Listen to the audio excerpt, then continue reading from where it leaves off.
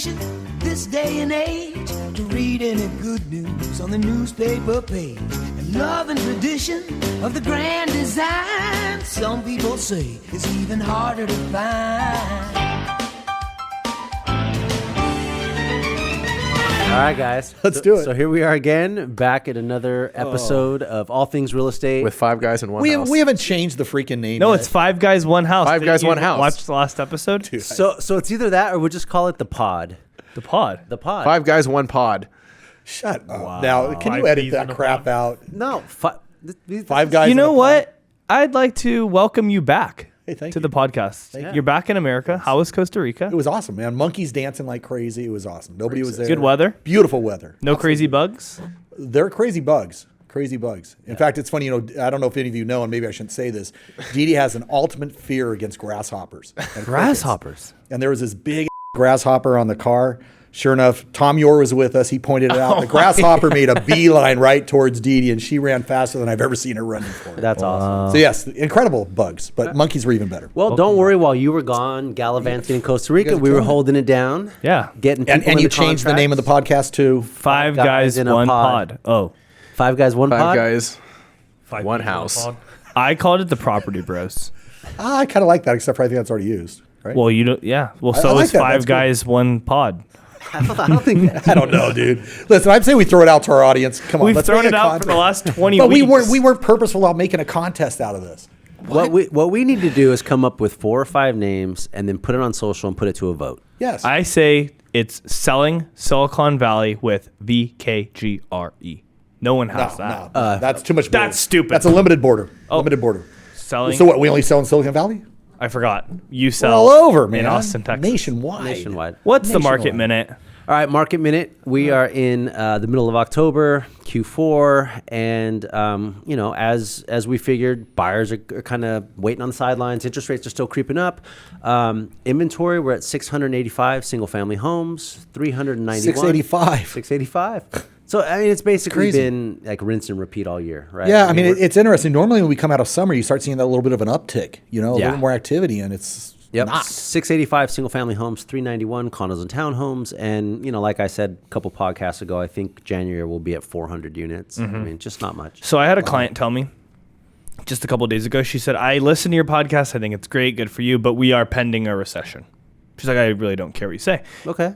What do you guys think about that? I think that if you look at the last 6 recessions, 4 out of the last 6 recessions, home prices went up. Boom. Well, I mean, listen, I think some will argue that we've been in a recession. Yeah. But then I'd say, what the hell does that mean? Silicon Valley. I mean, we're not recession proof, but we're recession resilient. Mm-hmm. And when you have a market, I mean, it doesn't really matter. If you've got to sell, you still got to face the market, if it's a recession or not. I mean, I guess I'll pose this to the group. Who cares? So we're in a recession. What does that mean? You I mean, just if have we're, to if we're dealing with real estate. transact in the current market. Yeah. What did they just say in that meeting? What did you just say?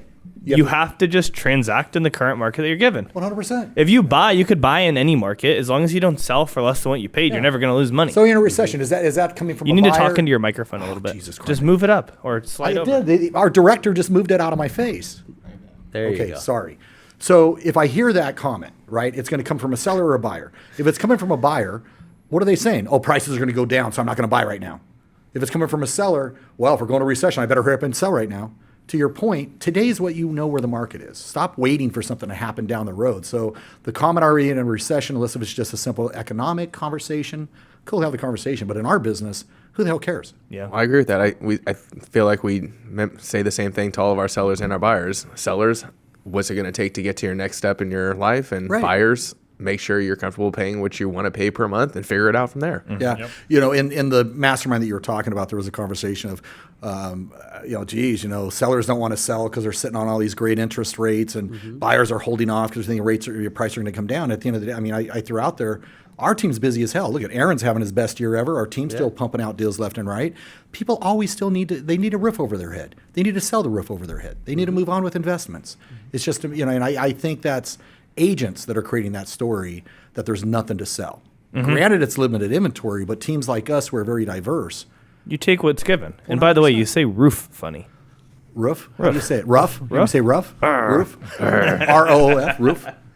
But to what you're saying, even when it comes to like the sellers, even if they do think we're in a recession, or even if we are recession resilient, or we are coming down and correcting of the prices, and of course you're going to say something because I'm going to talk about listing homes and the price you list them.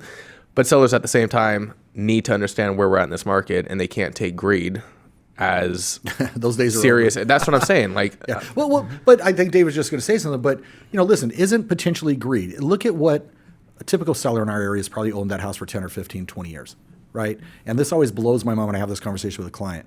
Nobody knew our values would go up as high as they are in this area when most of these people bought.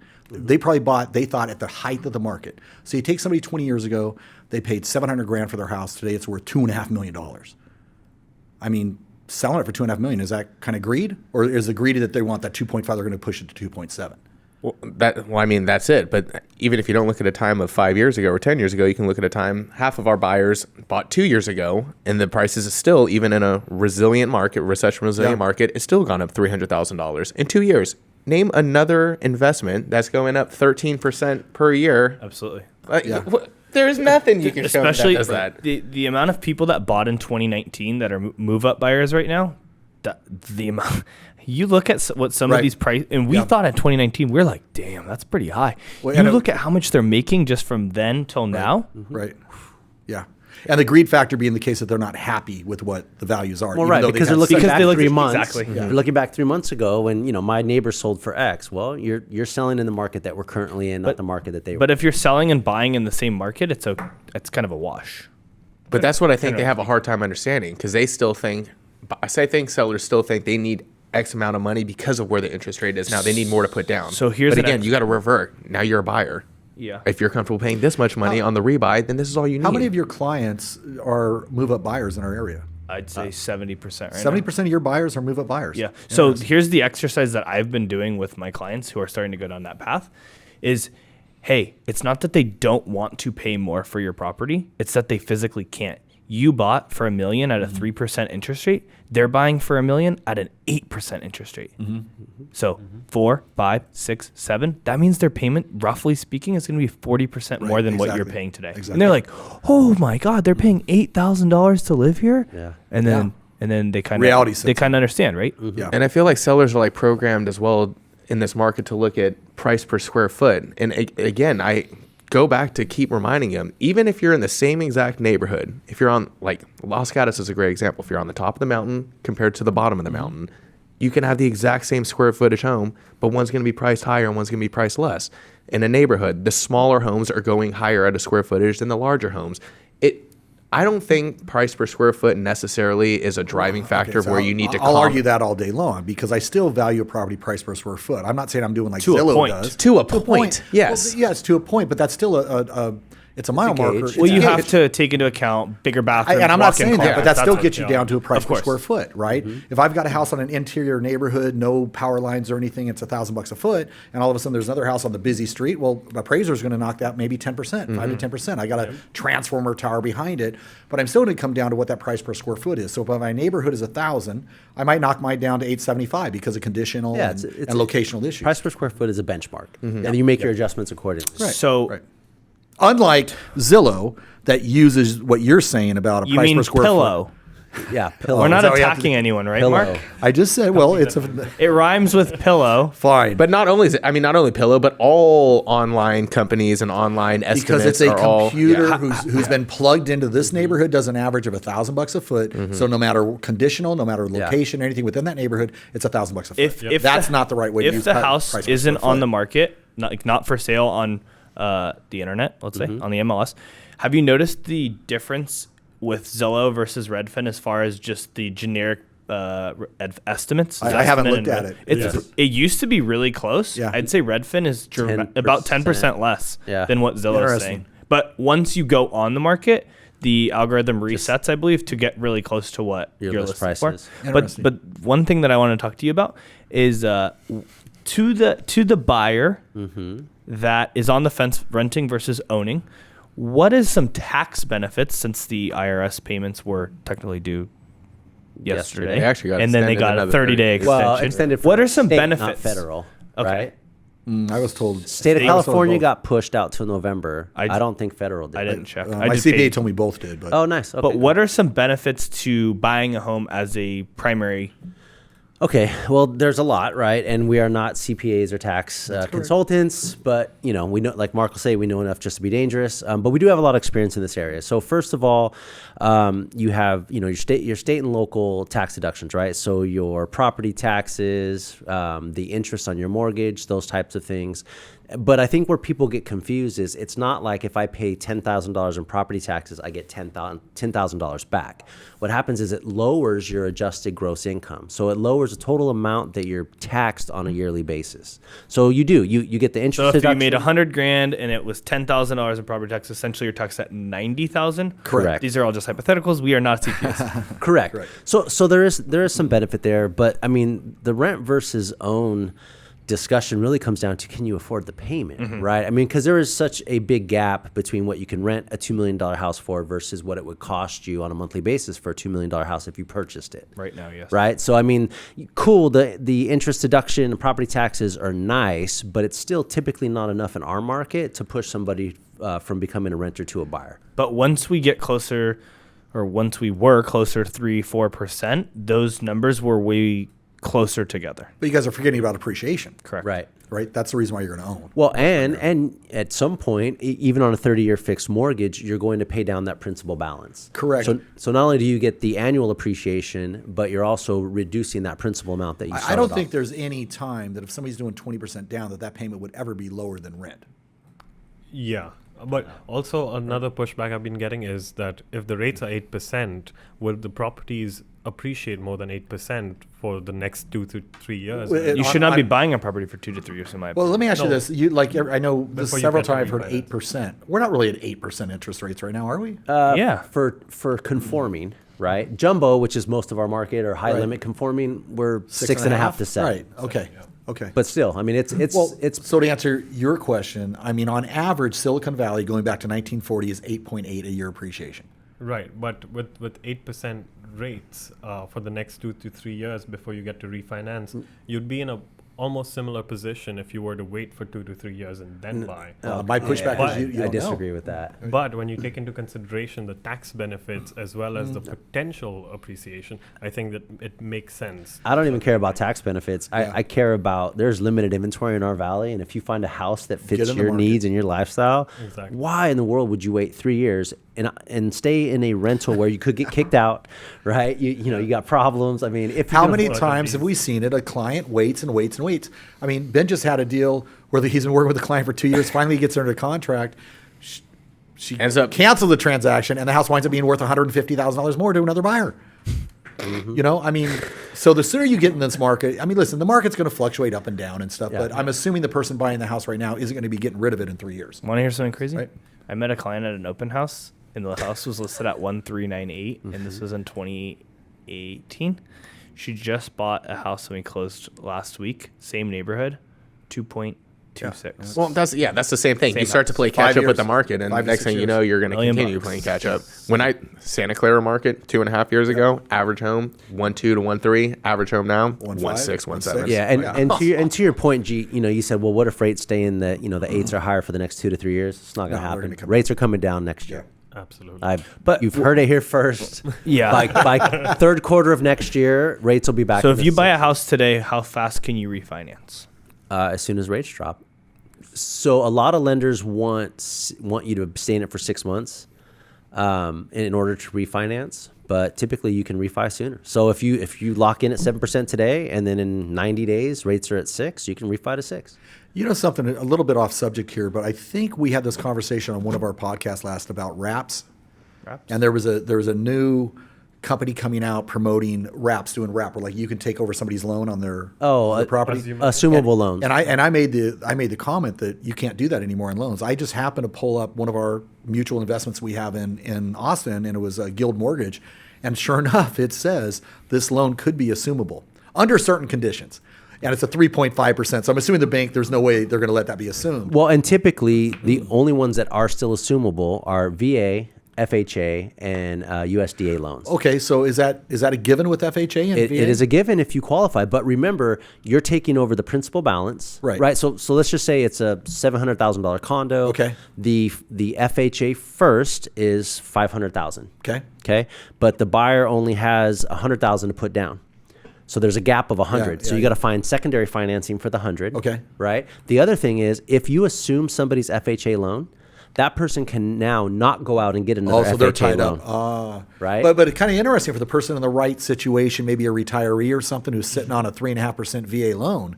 Hell, I think that would be very favorable in today's market for a buyer. Absolutely. Hell yeah. But earlier Interesting. this year, I have a list of all of the Do you? FHA and VA homes in San there you Jose. go. David That's has all the lists. There we go. Go ahead, G. I was helping a buyer earlier this year where the VA was giving up his loan to the new buyer that would. Wow. And we went through the process. It took 90 days, and then qualified. found out that it's not possible. Do you have to be a veteran to take over a VA loan? You have to be a veteran to take over another veteran. You do? loan. Okay. You don't. Not for FHA. FHA is just Sure. you know. But there's certain veteran requirements where you had to serve for a certain amount of time or go to active Well, duty. yeah, For there's- this- I didn't know that. For this yeah. particular one, you didn't have to be a veteran to Interesting. assume it. So we checked with a couple of lenders. We went through the process. We had a 45 to 60 day contingency, and then we found out that it's not 90 possible. days is just too long. Yeah. Wow. So speaking of lenders, Ha!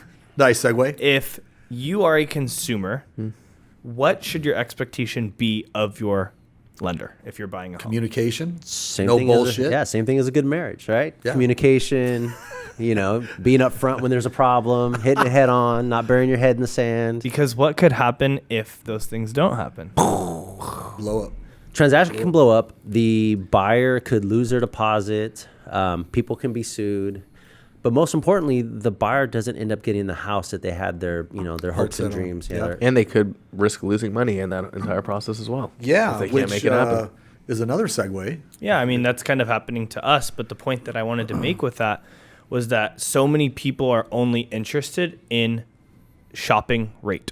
So if you are a buyer and you are looking to buy a home, whether you've done it before, whether it's your first time, you should be really careful about who you're choosing as your lender, because just because you're in contract and you are pre-approved, it doesn't mean that you're going to get the house, and it's no cakewalk sometimes. Yeah, So shopping the you're rate. going to get a refinance anyways. Yeah, shopping the rate is equivalent to a seller choosing a listing agent based off of what commission they're going to charge. Yeah, so That's you just the may most- pay $20, $100, $250 more for a month over the next year or so, but we all anticipate that rates are going to drop. Well, but let's say when they say shopping the rate, the challenge is, especially with first-time home buyers, most of our buyers don't have this issue because we educate them properly. They get their pre-approval letter at 6.5%, and they're watching TV and they see a Rocket. ABC Socket. mortgage, I was gonna say Loan Depot or whatever it is, 5.85, right? And all of a sudden they start calling them and they start running a concurrent type of a loan application stuff. Wrong thing to do, right? But if you are sitting on the couch and you do want a pre-approval, we actually have invested in a company where we can help get you pre-approved. RE Yeah. Mortgage Advisors. Yeah, and 100%. how quickly is that process? So I'm a It's very consumer, quick. and I get referred to Aaron because I hear Aaron is a great agent, and so I text Aaron. I say, "Hey, Aaron, I'm really excited. I want to buy a house. I don't know where to start. I don't know what I qualify for. What are the next steps?" Within 5 minutes, I can get you at least started on the application, Right. and within 2 hours, you will hear from somebody to go through the necessary steps after you submitted your documents. What I love about that process is when you get qualified for a certain amount, obviously we want pre-approval letters, but you'll have a range. And you can actually choose within that range your pre-approval amount. Yeah, On that letter. And there's the misconception that you should just because the bank says you're approved to $2 million and you're liking houses at 1.5, guys, we don't have to put on the pre-approval letter that you're Right. actually approved to $2 million. Correct. So I think you should put it slightly more than what you're offering, Show because the sometimes but not your max. not your max, definitely not your, because if you're offering 1.5 and it says 2 million, like it's kind of begging for the seller to be like, okay, this guy has. They got room to go up. Yeah, at least ask the question. Yeah. But you don't want to do that. You don't want to play your hand. And I think, and we might have kind of stepped over it, is the RE Mortgage Advisors, the app that we use, we can change that approval letter amount on the fly. Yes. Which is a huge advantage for us because a lot of times we're writing offers on weekends, and not all lenders work 7 days a week like we do. So the ability that we can go in and modify that pre-approval letter to an amount that makes sense for our client is a huge game changer. Well, not only us to go in and modify it, but the buyers can go in and start to type in their purchase price and figure out on the spot what that monthly payment will be. Yeah. So Right. if And- they can and- start plugging and play when they're out And as we looking talked at about homes. communication, this gives them direct access to the processor, the whole process within their loan that they see real time every day. And it gives us as agents that same visibility because a lot of times when we do have problems with lenders and they go dark, we have no insight to what's going on their side of the fence. Right. Which Also the buyers can get 3 quotes, so they don't have to go to multiple places 100%. and shop around. But from one That's right. platform, they can They get can access to technically multiple- shop within the platform. But your lender, us, and you, Mr. and Mrs. Buyer, are a team. So if one person goes dark, we're all getting hosed. Well, and that's why they should always listen to who we are as advisors and our partnership with our B2B relationships, such as U.S. Yeah. it's extremely important with how competitive our market is when offer deadlines are due, when counters even get sent out, when communication ends at night. This can go after 9, 10 o'clock at night. A lender that you're working with needs to be able to answer the phone and talk to the other side when they need to. It's crazy to think that you can get a hold of a lender and they'll tell you, oh, I only actually work from 9 to 5, but after 5 you can email me. Right. It's like, no, we're not even going to hear back from the seller until 8 o'clock at night when they meet with each other. And at 9 o'clock, when I need you to hop on the phone with them, be in the same zip code or at least the same area, time zone to speak. Like when you go, if you're on Zillow and buyers, if you're on Zillow looking at a home, people pay to advertise themselves as lenders. They're in Michigan. They're in all these other states. They got to be in the state. Well, and I think you bring up a good point, and we mentioned this a lot. You should have a local team, right? I mean, if you're a buyer looking to buy in Milpitas, are you going to hire an agent from North Carolina to represent you?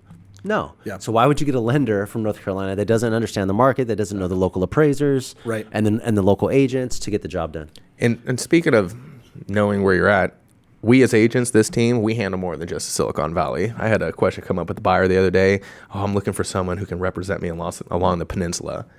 We go all over. We're not just Silicon Valley real estate agents. We go peninsula. Well, we're licensed in the state of California, and then we have great partner relationships and boots on the ground in other areas that we might not be able to get to immediately. But they still have access to off-market properties that they can share. Absolutely, and I know a lot of us have, Mark and I included. We've traveled to other states, 100%. To go walk transactions with clients Absolutely. to make sure that we get the job done. Yeah. On the commercial transactions, we actually have the ability to represent our client in pretty much every state except for, I think, Alaska. Yeah. Something. So, I had something happen to me.